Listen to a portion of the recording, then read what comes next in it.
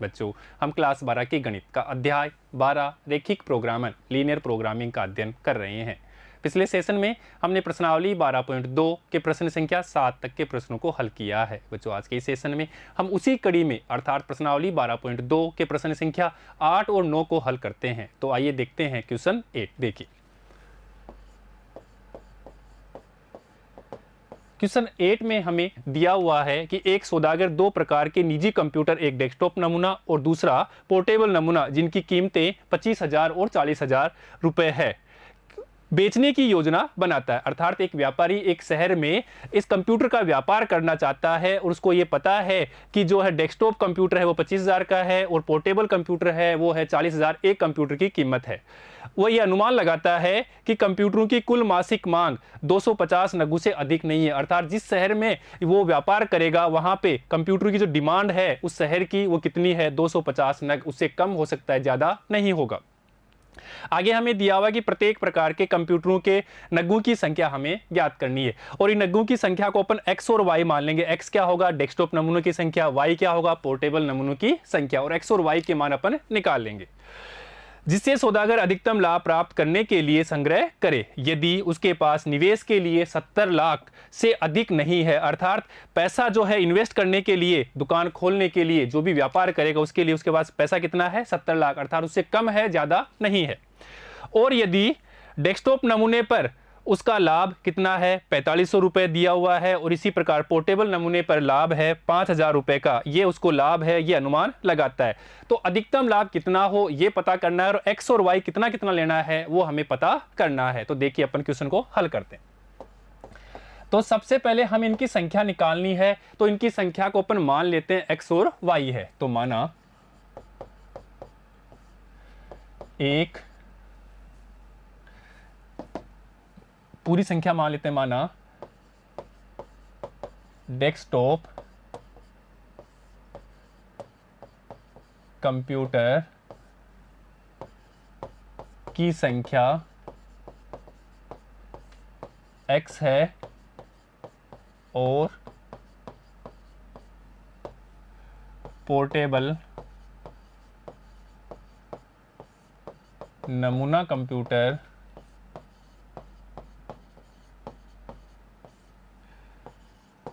की संख्या y है और हमें x और y के मान निकालने हैं, वो अपन निकाल लेते हैं। तो पहले अपन टेबल बना लेते हैं। यहाँ पे कंप्यूटर, यहाँ पे संख्या ले लेते हैं इनकी, यहाँ पे कीमत ले लेते हैं और यहाँ पे लाभ ले लेते हैं।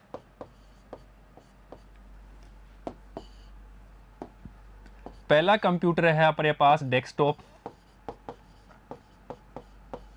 जिसकी संख्या हमने x मानी है, कीमत उसकी 25,000 यहाँ पे दिया हुआ है, तो ये 25,000 प्रति नग है, ये एक कंप्यूटर की कीमत है। और इस पे लाभ है वो है यहाँ पे 4500 रुपए का, ये 4500 रुपए का लाभ है उस पे, तो यहाँ पे लिख देंगे लाभ है उस पे 4500 का, 4,500, और ये भी प्रति नग पे है, एक कंप्यूटर पे है, बेचेगा तो उसको इतना लाभ प्रॉफिट होता है। इसी प्रकार दूसरा जो कंप्यूटर है हमारे पास में वो है पोर्टेबल। पोर्टेबल ये डेस्कटॉप नमूना है और ये पोर्टेबल नमूना है। इसकी संख्या हमने y मानी है, इसकी कीमत है वो 40,000 रुपए है, प्रति नग है, एक कंप्यूटर का पैसा है, इतना लगता है। और यहाँ पे अगर उसको बेचता है फिर तब उसको लाभ होता है 5,000 रुपए का।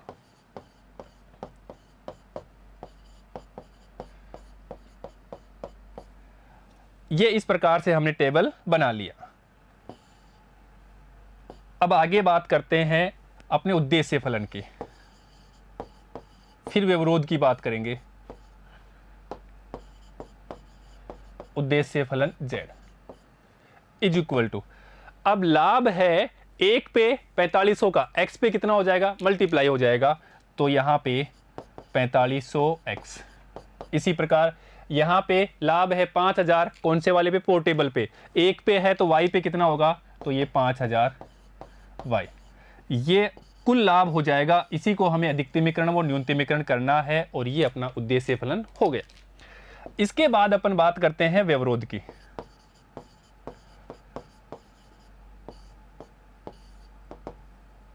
अब व्यवरोध के लिए सबसे पहले तो हमें पता है कि जो संख्या हमने ली है x और y, ये x और ये y, या तो इनकी संख्या क्या होगी, 0 होगी या 1 2 3 होगी। इसी प्रकार यहाँ पे 0 होगी या 1 2 3 कुछ होगी, ऋणात्मक नहीं होगा।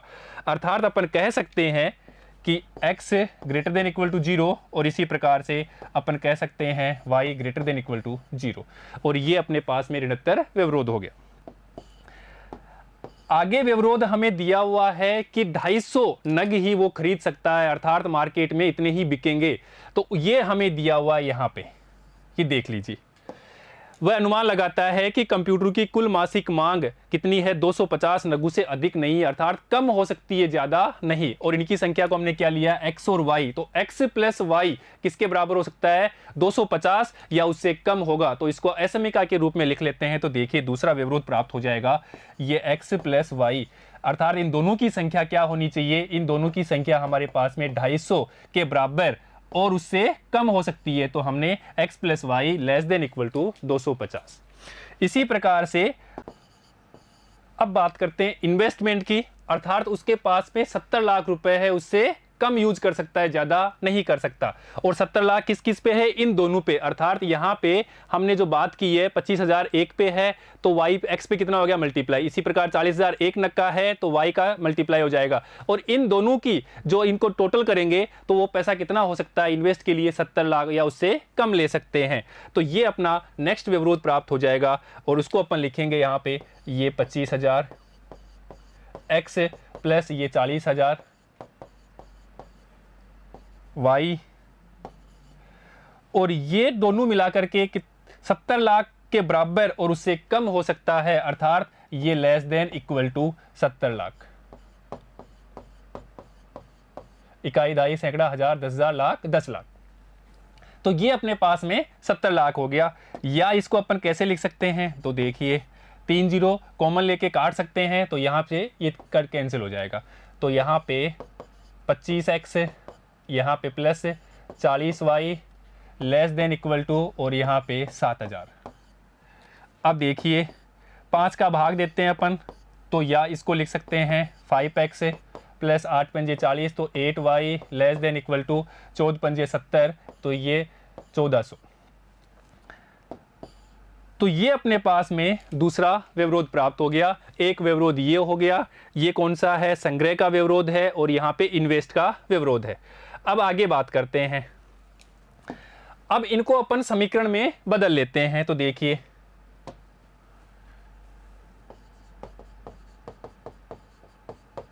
असमीकाओं, जो अभी हमने व्यवरोध प्राप्त किए उन्हीं को अपन असमीकाएं बोलते हैं।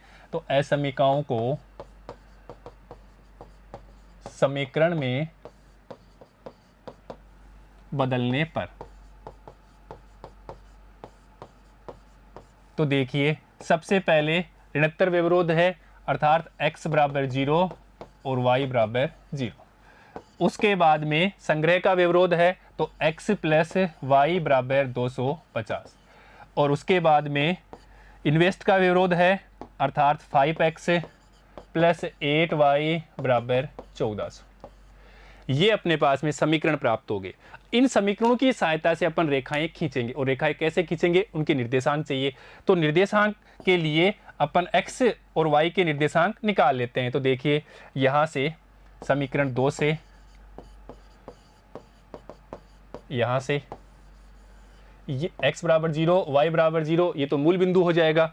तो देखिए 2 से, तो x बराबर 0 रखने पे तो y बराबर क्या हो गया, 250। वह अब की बार y बराबर 0 रखा तो x बराबर क्या हो गया, 250। तो ये अपने पास में इसके निर्देशांक मिल गए यहाँ पे, x y 0 रखा तो 250, तो 250। इसी प्रकार y 0 रखा तो x अपने पास में 250। तो इसकी सहायता से इसका ग्राफ मिल जाएगा। अब आगे बात करते हैं यहाँ पे। तो समीकरण 3 से,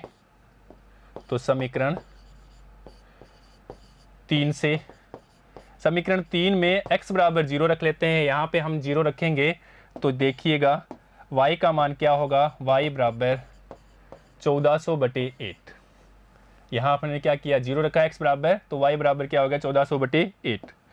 तो यहाँ से देखिए अपन भाग देंगे तो 8 दूनी 16, एक बार गया तो 1 बार, तो 8, फिर उसके बाद में कितना बचेगा यहाँ पे 6, तो 6 और 0, तो यहाँ पे देखिए अपने पास में 6 0, तो 8 7 56, तो यहाँ पे 7, तो यहाँ 56 बचेगा, 4 0, तो 40 बचेगा, तो 8 पंजे 40। तब हमारे पास y का मान 175 प्राप्त हो गया।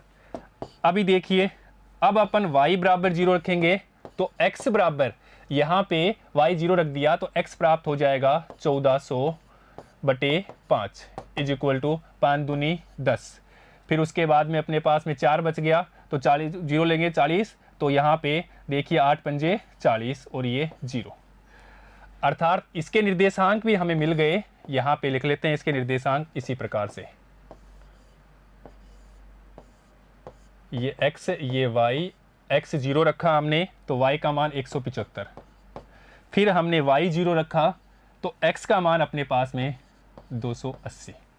तो इस प्रकार से हमने यहाँ पे इनके निर्देशांक ले लिए। अब इन निर्देशांकों की सहायता से ग्राफ पे रेखाएं खींच लेते हैं, फिर अपन उसका हल क्षेत्र लेंगे और फिर अपन हल कर लेंगे। देखिए, तो यहाँ पे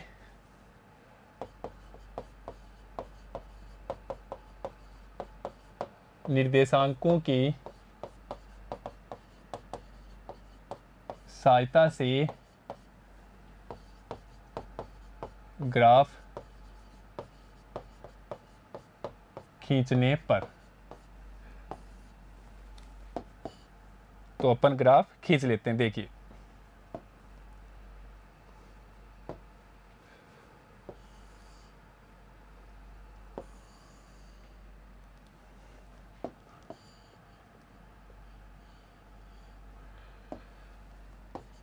x y y डैश, ये मूल बिंदु है 0 0। अब देखिए, इस वाले ये जो समीकरण है, इससे जो रेखा प्राप्त होगी अपने उसको मान लेते हैं L1 रेखा, और इससे जो रेखा प्राप्त होगी वो L2 रेखा, और निर्देशांक अपने पास में यहाँ पे है। तो इन निर्देशांकों को अपन यहाँ पे लिख लेंगे। L1 के निर्देशांक 0 250 और यहाँ पे 250 और 0। इसी प्रकार L2 के निर्देशांक लिख लेते हैं। L2 के निर्देशांक यहाँ से लिखेंगे तो 0 175 और इसी प्रकार से यहाँ पे 0, तो यहाँ पे 280 और 0। ये हमने L1 और L2 के निर्देशांक ले लिए। यहाँ से 0 250 और यहाँ पे 250 है तो 0, यहाँ पे 0 175 और यहाँ पे 280 है तो 0, y का मान 0। ये हमने निर्देशांक ले लिए। इन निर्देशांकों की सहायता से अपन ग्राफ पे रेखाएं खींच लेते हैं। तो देखिए, यहाँ पे अपन 50-50 का इंटरवल ले लेते हैं, तो ये 50, ये 50, ये 50, ये 50, ये 50, 50, 50, इस प्रकार से अपन इंटरवल ले लेते हैं। इसी प्रकार यहाँ पे भी ले लेते हैं। ये 50, ये 100, 150, यहाँ पे 200 और यहाँ पे 250, यहाँ पे 300, फिर यहाँ पे अपने पास में 350। इसी प्रकार से फिर 50, 100, 150, 200, 250, 300 और 350। अब L1 रेखा खींचते हैं, उसके निर्देशांक 0, तो 0 यहाँ पे 0 है, x 0 है और y 250, तो x इस पे 0 रहेगा और y का मान 250 आएगा, तो 250 यहाँ पे है, तो यहाँ पे अपने पास में 0 और 250, ये हो गया 0 और 250। अब यहाँ पे है 250, x पे 250, y 0 है, तो यहाँ से अपने पास में ये 50, ये 100, ये अपने पास में 150, ये 250 आ जाएगा, तो यहाँ पे लिख लेंगे 250 और 0। इन दोनों को मिला देते हैं तो ये अपने पास में रेखा प्राप्त हो जाएगी L1। तो इस प्रकार से अपन ग्राफ पे रेखा खींचते हैं, इसके बारे में अपन अच्छी तरह से जानते भी हैं। तो ये अपने पास में L1 रेखा आ गई और इसका समीकरण चाहें तो अपन यहाँ से लिख सकते हैं x प्लस वाई बराबर 250। तो यहाँ पे लिख देंगे x प्लस वाई बराबर 250। अब बात करते हैं L2 के लिए। तो 0 175, तो 0x है तो इस पे आएगा। 175 की अपन बात करेंगे तो 175 कहाँ आएगा, 200 से पहले आएगा, तो यहाँ पे अपन बात करते हैं 175 आ जाएगा। तो इस जगह की निर्देशांक 0 और 175। इसी प्रकार से 280, तो यहाँ पे अपने पास में कितना है, 250 है, तो 280 यहाँ पे आएगा। तो यहाँ पे लिख देंगे अपने 280 और 0, ये 280 0, और इन दोनों को मिला देंगे, इसको और इसको मिलाएंगे तो L2 रेखा मिल जाएगी। और इसको अपन मिला देते हैं, थोड़ा ऊपर से ले लेते हैं, तो ये अपने पास में ये आ जाएगा।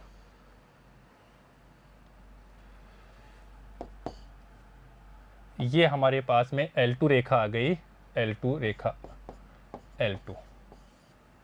और इसकी बात करेंगे, L2 रेखा का समीकरण यहाँ से लिख देंगे 5x प्लस 8y बराबर 1400। तो यहाँ लिख देते हैं 5x प्लस 8y बराबर 1400। तो L1 और L2 रेखा हमने ले ली और मूल बिंदु यहाँ पे हो जाएगा जिसके निर्देशांक 0 0 हो जाएंगे। ऋणात्तर व्यवरोध के समीकरण यहाँ पे 0 0। अब हमें इसके निर्देशांक चाहिए, इस बिंदु के निर्देशांक।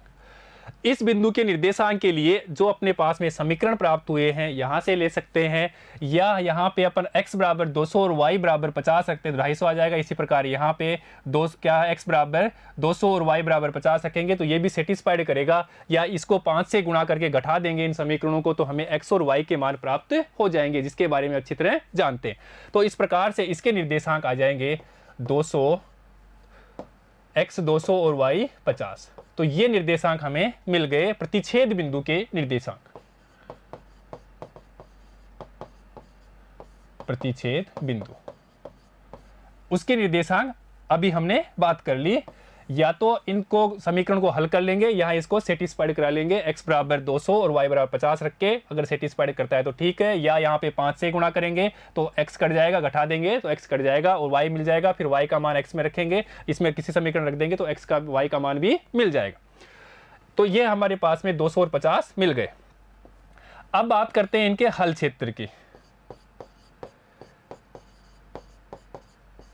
हल क्षेत्र हमें मिल गया, फिर हमें इनके समीकरण को हल कर लेंगे। तो देखिए हल क्षेत्र के लिए असमीकाओं में, जहां पे हमने असमीका प्राप्त की है, इन असमीकाओं में x बराबर 0 और y बराबर 0 रखेंगे। तो देखो हल क्षेत्र के लिए, हल क्षेत्र के लिए प्राप्त असमीकाओं में जो हमने ऋणात्तर व्यवरोध और एक असमीका ये असमीकाओं में x बराबर 0 और y बराबर 0 रखने पर, तो यहां पे 0 रखेंगे तो 0 प्लस 0 0 रहेगा।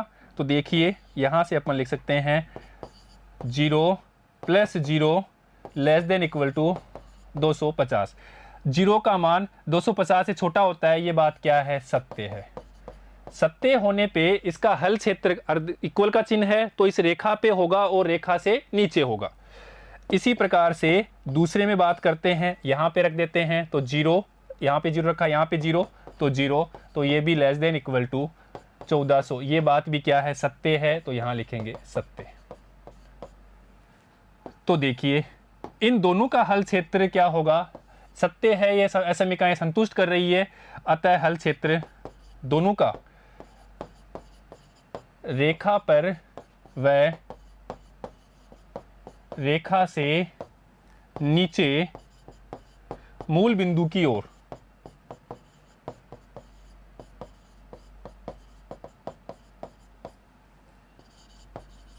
हल क्षेत्र होगा। तो इन दोनों का हल क्षेत्र तो हमने प्राप्त कर लिया, और यहां पे अपने पास में ऋणात्तर व्यवरोध भी है, ये ऋणोत्तर व्यवरोध भी है। इनका भी हमें हल क्षेत्र चाहिए और इनका हल क्षेत्र तो अपन जानते हैं x greater than equal to 0, इसका हल क्षेत्र होगा yx पे और yx के दाईं तरफ। इसी प्रकार इसकी अपन बात करते हैं तो इसका हल क्षेत्र होगा xx पे और xx के ऊपर।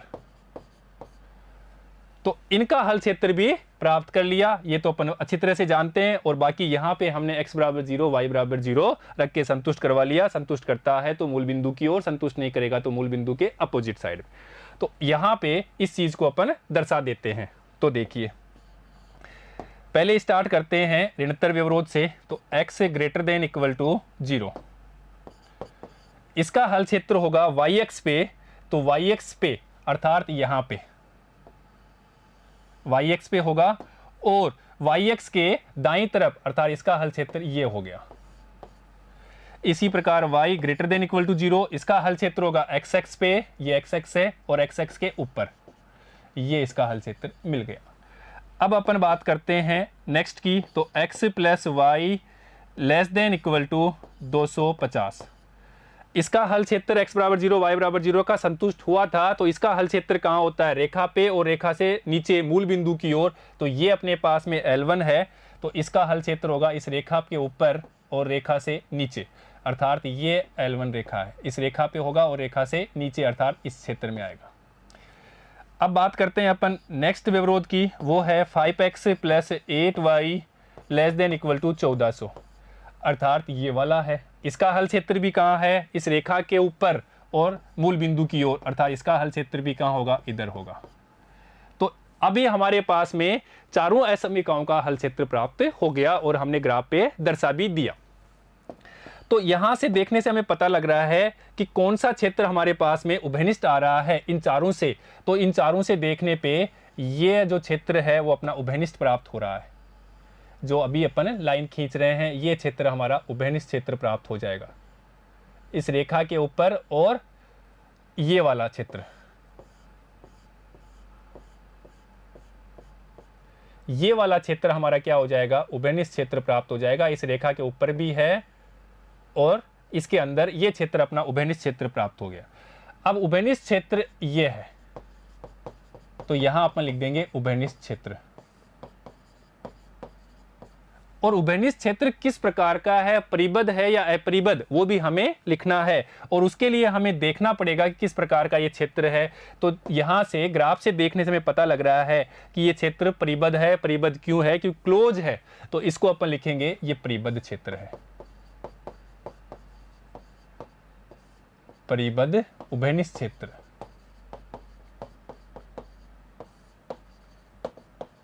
ये अपना परिबद्ध उभयनिष्ठ क्षेत्र प्राप्त हो गया। अर्थात परिबद्ध है, उभयनिष्ठ है, तो कोणीय बिंदु पे हमें z का अधिकतम और न्यूनतम मान प्राप्त होता है। और कोणीय बिंदु कहाँ होते हैं? जहां पे दो रेखाएं प्रतिच्छेद करती है, अर्थात ये कोणीय बिंदु यहाँ पे xx yx हो रहा है, ये कोणीय बिंदु, ये कोणीय बिंदु, ये कोणीय बिंदु। तो इसको लेते हैं 0, मूल बिंदु O, ये A, ये B और ये अपना C। तो इसके निर्देशांक पता है, इसके निर्देशांक पता है, इसके निर्देशांक पता है, इसके निर्देशांक पता है। तो कोणीय बिंदु पे ही z का अधिकतम और न्यूनतम मान मिलता है। तो यहां पे अपन इनके अधिकतम और न्यूनतम मान ले लेते हैं। तो देखिए अभी, अतः प्राप्त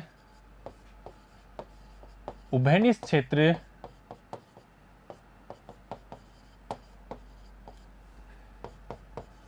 एक प्रकार का परिबद्ध क्षेत्र है। ये लिखना है हमें एग्जाम में,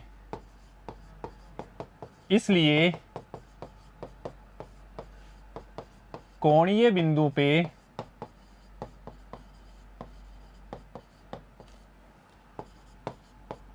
z का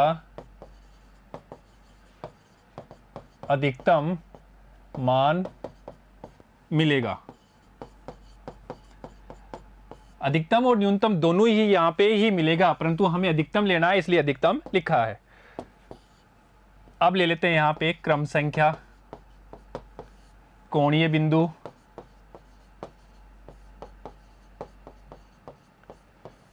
और यहां पे अपन लेंगे z के संगत मान। और z हमारा उद्देश्य फलन है, वो हमने प्राप्त किया था 4500 x प्लस 5000 y। और x और y के मान कहाँ से मिलेंगे? कोणीय बिंदु से। और जहाँ पे अधिकतम होगा वो हमारा मान हो जाएगा, अर्थात उसको अधिकतम लाभ मिलेगा। इतना इतना उसको खरीदना है डेस्कटॉप और पोर्टेबल, तब उसको अधिकतम लाभ होगा। अब पहले करते हैं पहले निर्देशांक कोणीय बिंदु। अब कोणीय बिंदु यहाँ से लेते हैं मूल बिंदु, अर्थात यहाँ पे मूल बिंदु O है 0 0। तो यहाँ 0 रखेंगे, यहाँ 0 रखेंगे, तो यहाँ तो z हमें 0 ही देगा न्यूनतम। दूसरा कोणीय बिंदु लेते हैं। दूसरा कोणीय बिंदु A है और जिसके निर्देशांक अपने पास में यहाँ से देखिए कौन सा है, 250 है और 0 है। इस जगह पे 250 और 0, तो यहाँ पे लिखेंगे A और इसके निर्देशांक 250 x है और y 0। तो z बराबर, अब यहाँ पे देखिए 0 रखना है और यहाँ पे हमें 250 रखना है। तो देखिए यहाँ अपने पास में ये हो जाएगा 3 0, तो यहाँ तो 3 0 लगा देते हैं, ये 2 इसका और यहाँ पे, तो यहाँ पे है 45 और यहाँ पे है 25। तो देखो 25 5 125, तो ये 5 और ये 12, 25 का 100 और यहाँ पे लेंगे अपने पास में 100 के बाद में 12 जोड़ेंगे तो ये हो जाएगा 112। तो यहाँ तो हो जाएगा 11,25,000, ये 11,25,000। इसी प्रकार तीसरा कोणीय बिंदु लेते हैं अपन, तीसरा कोणीय बिंदु B। और तीसरा कोणीय बिंदु B है निर्देशांक जिसके प्रतिच्छेद बिंदु हैं, तो x 200 y 50, तो यहाँ लिखेंगे 200, यहाँ पे 50। और देखिए z बराबर 4500 इंटू 200 प्लस यहाँ पे 5000 इंटू 50। तो इस जगह पे z बराबर, तो देखिए अपने पास प्राप्त हो जाएगा 11,50,000। इसको अपन हल करते हैं, जोड़ते हैं, तो हमें 11,50,000 प्राप्त हो जाएगा। इसी प्रकार आगे बात करते हैं नेक्स्ट कोणीय बिंदु C पे। और नेक्स्ट कोणीय बिंदु C है हमारे पास में 0 175, तो यहाँ लिखेंगे 0 175, अर्थात x 0 y 175। तो यहाँ पे मान देगा z बराबर, ये तो 0 हो जाएगा, तो 0 प्लस इससे मल्टीप्लाई करेंगे तो ये मल्टीप्लाई हो जाएगा 8,75,000। तो ये हमारे पास में z के मान प्राप्त हो गए। एक ये हो गया, एक ये हो गया, एक ये हो गया और एक ये हो गया। इन चारों कोणीय बिंदु पे 0 0 पे 0 और यहाँ पे 250 0 पे 11,25,000 और यहाँ पे 200 और 50 पे 11,50,000 और यहाँ पे 0 175 पे 8,75,000। ये हमारे पास में z के संगत मान प्राप्त हो गए। अब यहाँ पे मान कौन सा अधिकतम है ये हमें कंपेयर करना है। तो कंपेयर करने से हमें दिख रहा है ये अधिकतम है, तो यहाँ लिखना है अधिकतम। तो अधिकतम मान कब प्राप्त हुआ? जब हम 200 और 50 रखते हैं, x का 200 और 50 y रखते हैं, तो हमें अधिकतम ये मिल रहा है 11,50,000। अर्थात 200 क्या लेना है? 200 हमें डेस्कटॉप कंप्यूटर लेना है। 50 क्या लेना है? 50 हमें पोर्टेबल लेना है। तब उस व्यापारी को, सौदागर को 11,50,000 का अधिकतम लाभ मिलेगा, अर्थात इस समय उसको अधिकतम मिलेगा। बाकी यहाँ पे करता है तो यहाँ पे 25,000 का कम है और यहाँ पे करेगा तो और कम आ रहा है, अर्थात 8,75,000 ही आ रहा है। इसलिए अपन लिख सकते हैं अतः सौदागर डेस्कटॉप नमूना कंप्यूटर 200 व पोर्टेबल नमूना कंप्यूटर 50 खरीदता है, तब सौदागर को अधिकतम लाभ जो कि 11,50,000 रुपये है, और यही हमारा आंसर है। तो कितना कितना लेना चाहिए, उसको पोर्टेबल 50 लेना चाहिए और डेस्कटॉप 200 लेना चाहिए, तब उसको 11,50,000 का अधिकतम लाभ प्राप्त होता है। और यही हमें क्वेश्चन में पूछा था। तो इस प्रकार अपन क्वेश्चन को सोल्व कर देते हैं। और ये योजना होती है, प्लानिंग होती है। अगर योजना बना के काम नहीं करता है अर्थात तो उसका परिणाम यहाँ पे मिलता है। अगर योजना बना के ये ले लेता है तो यहाँ पे नुकसान है, ये ले लेता है तो यहाँ पे नुकसान है, और कोई लेता है तो नुकसान ही नुकसान है, और इनको लेता है तब उसको अधिकतम लाभ होता है। तो इस प्रकार अपन योजना बना के काम करते हैं तो हमें अधिकतम लाभ प्राप्त होता है। अब बात करते हैं नेक्स्ट क्वेश्चन की, क्वेश्चन 9 की। देखिए, और इसको अपन हल करते हैं। एक भोज्य पदार्थ में कम से कम 80 मात्रक विटामिन ए और 100 मात्रक खनिज होना चाहिए।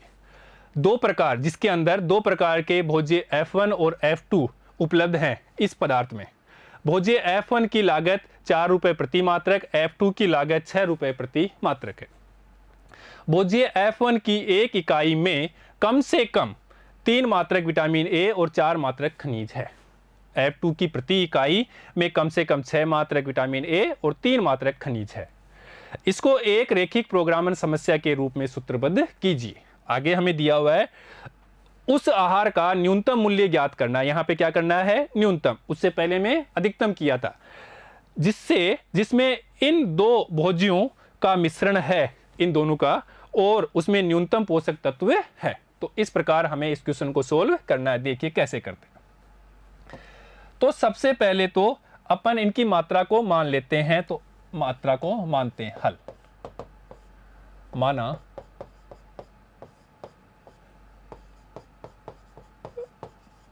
प्रत्येक भोज्य की एक इकाई में भोज्य F1 की मात्रा x व F2 की मात्रा y है, ये अपन मान लेते हैं। उसके बाद में अपन टेबल बनाते हैं। तो देखिए, तो यहाँ पे तो सोर्स, उसके बाद में यहाँ पे लेते हैं भोज्य, जिसमें हो जाएगा F1 और F2।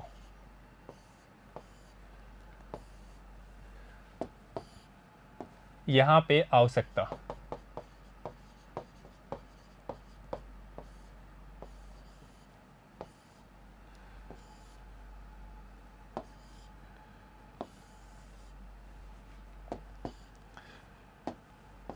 और स्रोत में हमें दिया हुआ है, यहाँ से दिया हुआ है।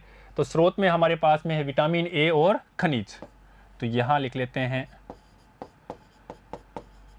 विटामिन ए और दूसरा स्रोत है हमारा खनिज, और इसकी मात्रा हमने x ली है और इसकी मात्रा हमने y ली है। अब देखिए,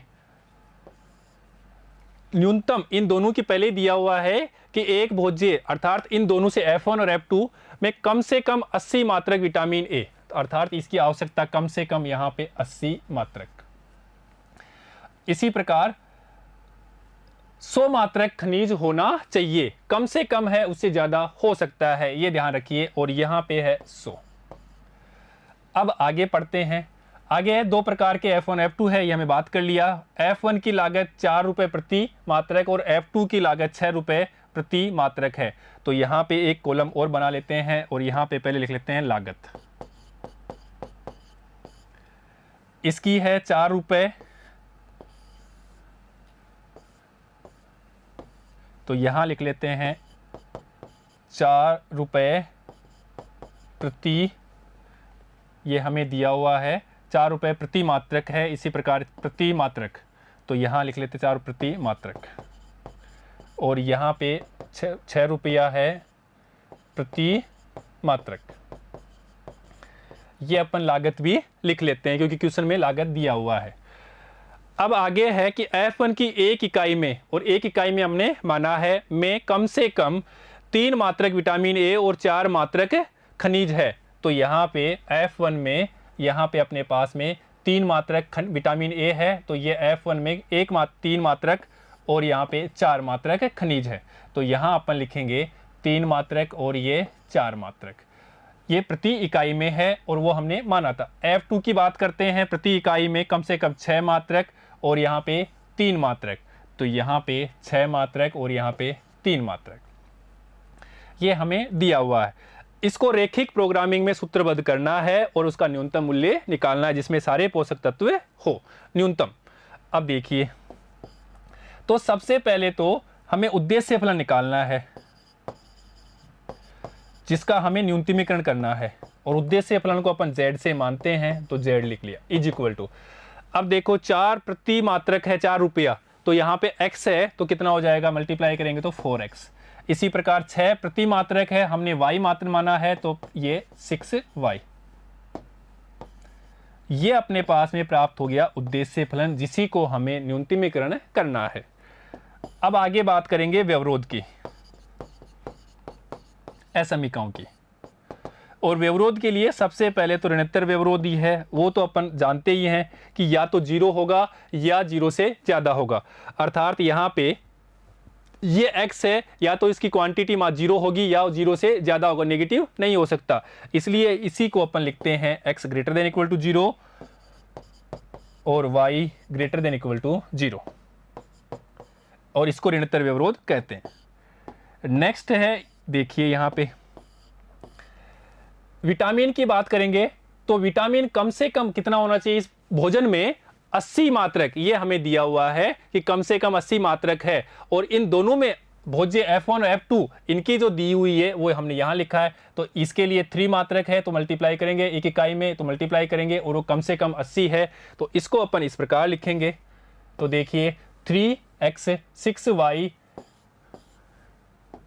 तो 3x प्लस 6y। अब ये क्या रहा है, कम से कम अर्थात उससे ज्यादा हो सकता है, तो ज्यादा होगा और उससे बराबर भी होगा, तो ये चीज 80 के बराबर और उससे ज्यादा होगी, तो हमने यहाँ पे ग्रेटर देन इक्वल टू लगा दिया। नेक्स्ट व्यवरोध देखिए, नेक्स्ट व्यवरोध यहाँ से 4x, तो यहाँ लिखेंगे 4x प्लस 3y, तो यहाँ पे 3y। और ये भी खनिज की है, यहाँ पे दोनों में है, ये खनिज है तो कम से कम कितना होना चाहिए, 100 मात्रक। तो ये अपने पास में F1 F2 के खनिज अर्थात यहाँ दोनों भोज्य में, और वो कम से कम 100 मात्रक, उससे ज़्यादा हो सकता है, अर्थात ये भी क्या होगा, ग्रेटर देन इक्वल टू 100। तो इस प्रकार से हमारे पास में ये व्यवरोध मिल गया। अब इन व्यवरोधों से अपन क्या करेंगे, समीकरण बनाएंगे, वो भी हमें आता है। देखिए अब प्राप्त व्यवरोधों, जिन्हीं को अपन बोलते हैं असमीकाएं,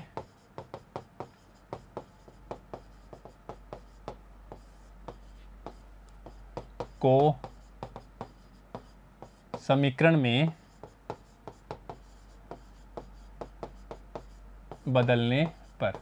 तो देखिए अपन स्टार्ट करते हैं पहले से, तो x बराबर 0 और y बराबर 0 हो जाएगा। फिर अपन बात करते हैं दूसरे व्यवरोध से, तो यहाँ से तो 3x plus 6y, 3x plus 6y बराबर 80। फिर अपन बात करते हैं तीसरे से, तो 4x प्लस 3y बराबर 100, तो यहाँ पे 4x प्लस 3y बराबर 100।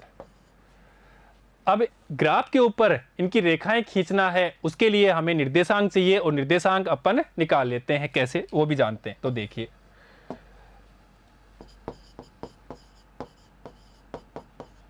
निर्देशांक के लिए, तो यहाँ पे तो मूल बिंदु ही है, यहाँ पे अपन बात करते हैं तो समीकरण 2 से x बराबर 0 रखा, समीकरण 2 से x बराबर 0 रखते हैं, तो y का मान क्या प्राप्त हो जाएगा, y बराबर 80/6। x बराबर 0 रखा तो यहाँ पे 80/6 y प्राप्त हो गया, या अपन इसको क्या लिख सकते हैं, 40/3। इसी प्रकार देखिए वह, अब y बराबर 0 रख लेते हैं, y बराबर 0, तो यहाँ से x बराबर हमें प्राप्त हो जाएगा 80/3। तो ये हमारे पास निर्देशांक प्राप्त हो गए और इनको अपन यहाँ पे लिख दें इस प्रकार से, ये x और ये y। जब x 0 रखा तो y का मान 40/3 और जब y को 0 रखा x का मान 80/3। इसी प्रकार यहाँ पे भी यूज करते हैं। तो यहाँ लिखेंगे समीकरण 3 से, तो x बराबर 0, यहाँ पे 0 रखा तो y का मान 100/3 और इसी प्रकार से वह y बराबर 0 रख लेते हैं, यहाँ पे 0 रखेंगे तो x बराबर, ये 0 रखेंगे तो 100/4, तो ये हो जाएगा 25। तो इसके निर्देशांक भी अपने पास प्राप्त हो गए। इसी प्रकार से यहाँ लिख लेंगे ये x y, x 0 रखा तो यहाँ 0, तो ये 100/3। जब 0 y रखा तो x 25। तो अपने पास में निर्देशांक मिल गए। इन निर्देशांकों की सहायता से अपन समीकरण अर्थात रेखा, ग्राफ के ऊपर रेखा ले लेंगे। तो देखिए, अतः प्राप्त निर्देशांकों की सहायता से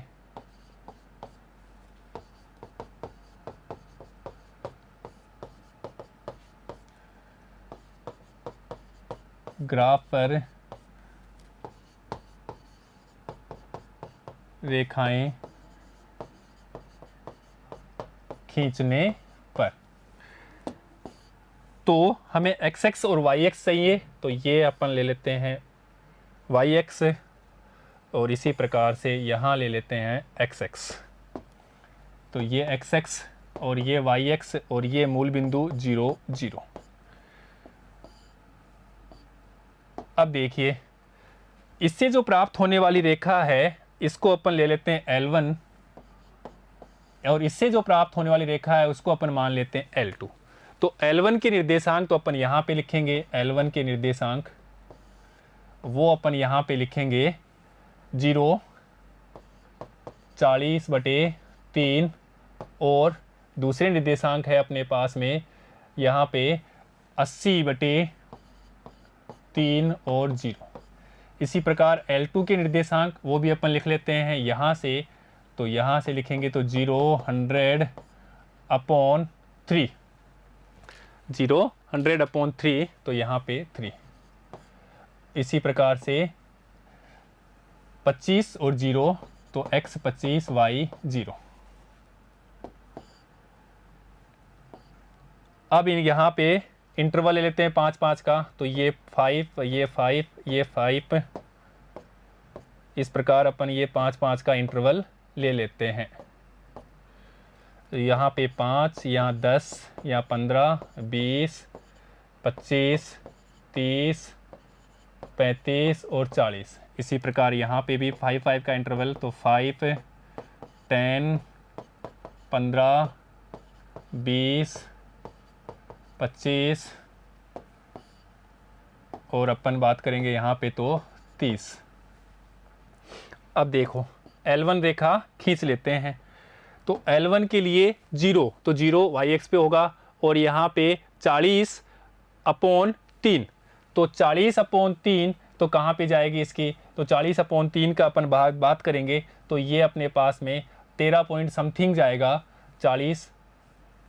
तो 13 पॉइंट समथिंग यहाँ पे अपन मान लेते हैं यहाँ पे, और इसके निर्देशांक अपन लिख लेंगे, ये हो गया 0 40/3।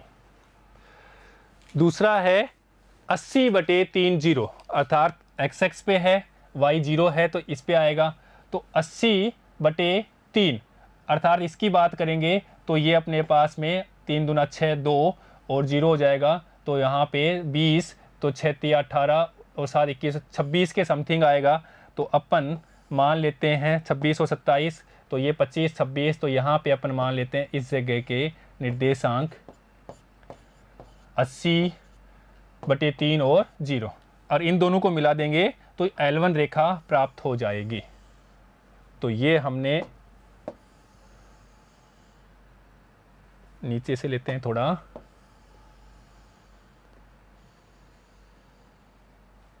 ये अपनी L1 रेखा आ गई, L1।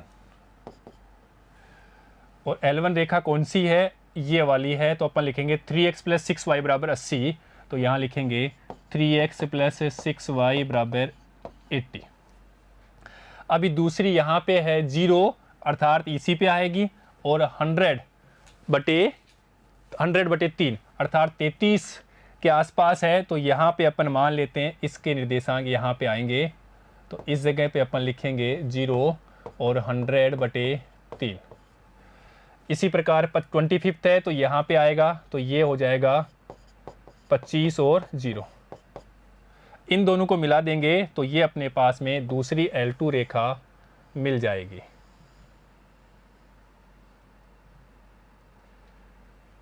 ये मान लेते हैं अपनी दूसरी रेखा है L2। और ये रेखा कौन सी है, L2 रेखा अपने पास में 4x + 3y = 100। तो यहाँ पे L2 रेखा लिख देंगे 4x + 3y = 100। तो इस प्रकार से हमने L1 L2 रेखा ले ली, और x = 0 y = 0 यहाँ पे मूल बिंदु पे मिल जाएगा। इसके निर्देशांक चाहिए हमें। इसके निर्देशांक के लिए ये जो समीकरण है 2 और 3, इनकी सहायता से अपन इनके निर्देशांक निकाल लेते हैं, वो अपन अच्छी तरह से जानते हैं। तो इसके निर्देशांक निकालने से हमारे पास प्राप्त हो रहे हैं 24 और 4/3। तो इसके निर्देशांक भी हमारे पास प्राप्त हो गए, और ये निर्देशांक सब मिल गए। अब हमें चाहिए हल क्षेत्र, और हल क्षेत्र के लिए हमें असमीका देखनी होगी, और असमीका हमारे पास में यहाँ है। तो इन असमीकाओं में हल क्षेत्र के लिए, हल क्षेत्र के लिए प्राप्त असमीकाओं में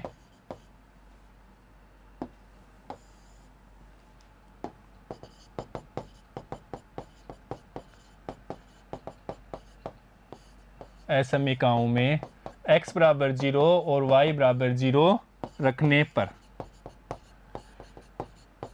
तो देखिए यहाँ पे अपन x = 0 रख लेते हैं 2 में। तो यहाँ पे 0 + 0 0 रहेगा, तो 0 > 80। क्या 80 से बड़ा होता है? नहीं। तो यहाँ लिखना है असत्य। इसी प्रकार नेक्स्ट में देखते हैं यहाँ पे, तो ये 0 और यहाँ पे भी > 100, ये बात भी सही नहीं है, असत्य है। और असत्य होने पे इन दोनों का हल क्षेत्र, अतः हल क्षेत्र इक्वल का चिन्ह है, तो रेखा पे भी होगा, अतः हल क्षेत्र रेखा पर व रेखा से ऊपर है। और ऋणोत्तर व्यवरोध है, इनका हल क्षेत्र तो अपन जानते हैं, इसका y-x पे होगा और y-x के दाईं तरफ, और इसका x-x पे होगा और x-x के ऊपर होगा। तो ये चीजें अपन ग्राफ के ऊपर दर्शा देते हैं। तो देखिए, तो हल क्षेत्र को अपन ग्राफ के ऊपर दर्शाते हैं। तो पहला हल क्षेत्र लेते हैं अपन x > 0 और y > 0। तो x > 0 का y-x पे है, ये y-x है अपना, और y-x के दाईं तरफ अर्थात ये वाला।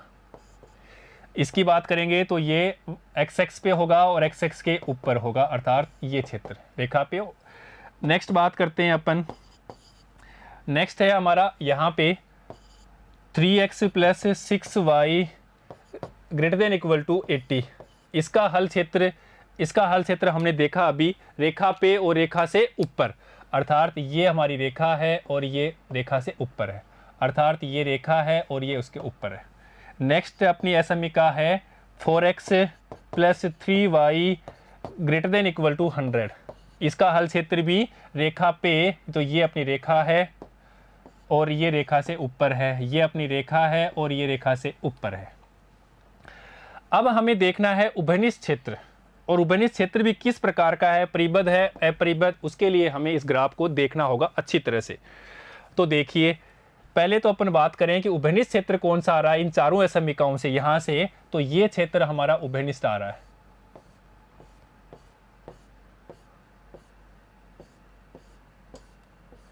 ये वाला क्षेत्र, आगे वाला क्षेत्र अपना उभयनिष्ठ आ रहा है इन सभी असमिकाओं से, तो यहां लिखेंगे उभयनिष्ठ क्षेत्र।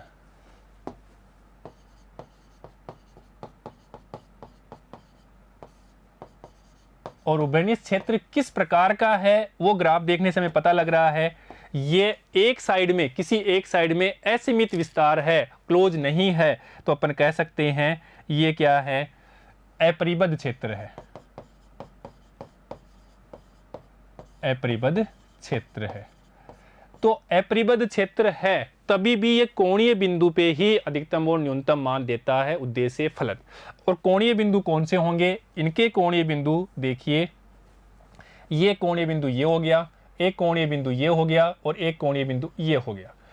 ये इनके कोणीय बिंदु मिलेंगे क्योंकि इस रेखा पे भी है और रेखा से ऊपर ये क्षेत्र इनका उभयनिष्ठ है। तो ये अपन ले लेते हैं ए बिंदु, ये अपन ले लेंगे बी बिंदु और ये अपन ले लेंगे सी बिंदु।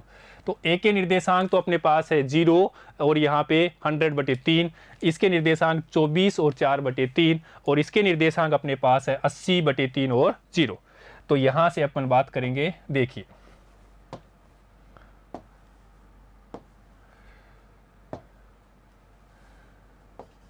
अतः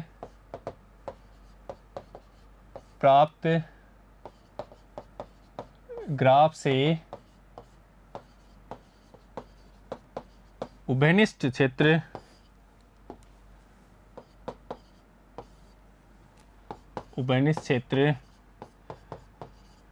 एक प्रकार का अपरिबद्ध क्षेत्र है। इसलिए कोणीय बिंदु पर z का न्यूनतम मान होगा। अधिकतम होता यहीं पे और न्यूनतम भी यहीं पे, परंतु हमें यहाँ पे न्यूनतम ही पूछा है तो हम न्यूनतम लिख रहे हैं। अब आगे देखिए, तो यहाँ पे लेते हैं क्रम संख्या, यहाँ पे कोणीय बिंदु और यहाँ पे z के मान, उद्देश्य फलन। और उद्देश्य फलन हमने सबसे पहले ही प्राप्त किया है, z बराबर 4x, यहाँ पे देखिए ये हमने उद्देश्य फलन किया है 4x + 6y, तो यहाँ लिखेंगे 4x + 6y। इसी का हमें अधिकतमीकरण और न्यूनतमीकरण करना है। और क्रम संख्या 1 पहले नंबर पे अपन लेते हैं कोणीय बिंदु A, जिसके निर्देशांक है 0 और अपने पास में 100/3, तो यहाँ लिखेंगे 0x0y 100/3। तो यहाँ पे z क्या देता है, रखते देखते हैं मान, 0 रखना है तो इधर 0 हो गया, प्लस यहाँ पे देखिए 6 से मल्टीप्लाई करेंगे 100 को तो 600/3, तो 600 में 3 का भाग देंगे तो 200, तो ये तो देगा z बराबर 200। नेक्स्ट बात करते हैं कोणीय बिंदु B की, और B कोणीय बिंदु अपने पास में है 24 और 4/3, तो 24 4/3। तो यहाँ पे z क्या देता है वो अपन बात कर लेते हैं। तो देखिए z बराबर यहाँ पे 4 × 24 24 प्लस 6 × 4/3, तो यहाँ से तो 2 आ गया। तो z बराबर देखिए मल्टीप्लाई करेंगे 4 चौक 16, 4 दूनी 8, 1 9 96 प्लस 8, तो z बराबर हो जाएगा 104।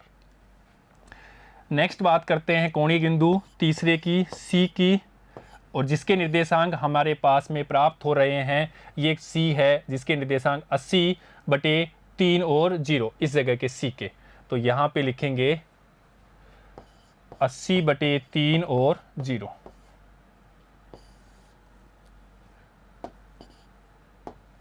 तो z बराबर 4 × 80/3 प्लस 0, तो z बराबर 8 चौक 32, तो ये 32 और ये 0/3।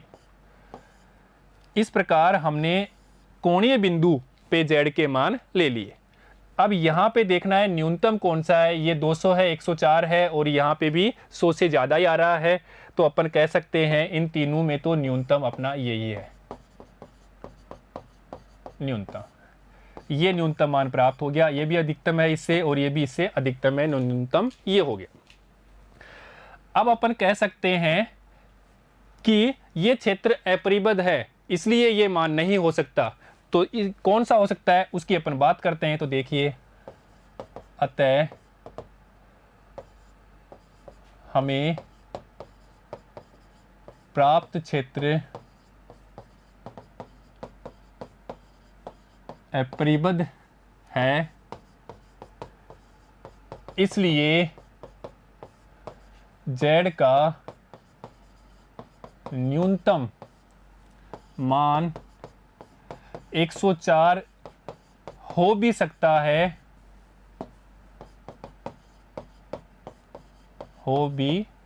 है, और नहीं भी।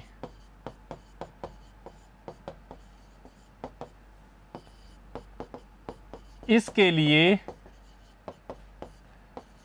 हमें उद्देश्य फलन जो प्राप्त हुआ है 4x प्लस 6y, ये अपना उद्देश्य फलन था 4x 6y। हो सकता है 104 से न्यूनतम मान भी मिल जाए, इसलिए ये 104 से हमें न्यूनतम भी मिल जाए, तो ये न्यूनतम मिले 104 से। अब इस असमीका कौन सी है, 4x plus 6y less than 104 से ग्राफ खींचने पर, जो अभी हमने पहले किया है x बराबर 0 और y बराबर 0 रखे, इसके निर्देशांक लेने हैं, 2 निर्देशांक, और उसकी ग्राफ पे रेखा खींचेंगे। अगर वो रेखा उभयनिष्ठ क्षेत्र में कोई बिंदु साझा करती है तो इसका कोई हल क्षेत्र नहीं होगा, अन्यथा हल क्षेत्र 104 ही होगा।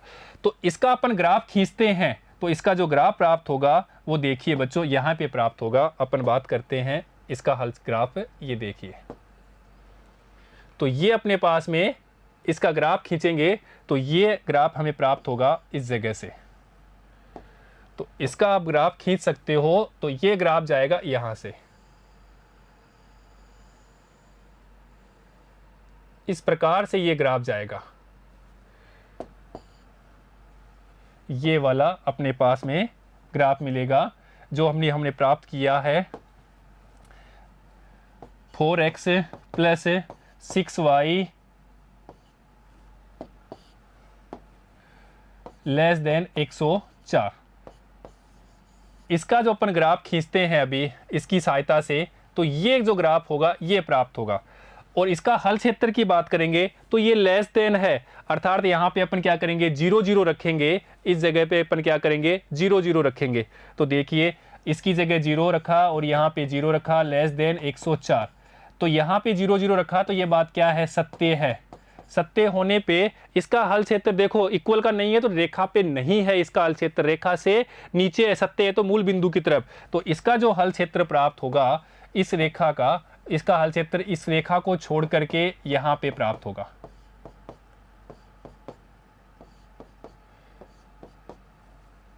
अब देखिए इसका उभयनिष्ठ क्षेत्र ये है और जो अभी हमने प्राप्त किया इसका उभयनिष्ठ जो हल क्षेत्र है ये प्राप्त हो रहा है। ये आपस में कहीं भी कोई बिंदु साझा नहीं कर रहा, इसलिए इसका जो आंसर होगा 104 ही, अर्थात न्यूनतम जो मान होगा 104 ही होगा। ये बात हमें लिखनी है इस प्रकार से। तो देखिए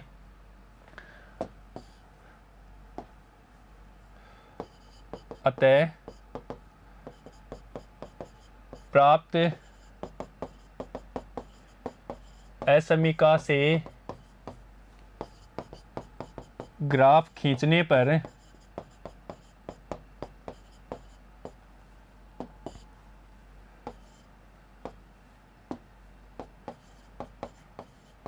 कोई भी बिंदु उभयनिष्ठ क्षेत्र में कहीं पर भी साझा नहीं कर रहा, ये अपन प्रमेय पढ़ चुके हैं, नहीं कर रहा, अतः इसका न्यूनतम मान z बराबर 104 होगा। अर्थात हमें x और y जो माने थे भोज्य वन में, तो x बराबर हमने माना था तो वो लेना है 24 मात्रक, और y हमें लेना है 4/3 मात्रक। तब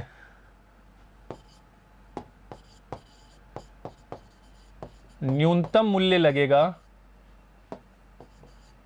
लागत जो लगेगी वो होगा 104 रुपये,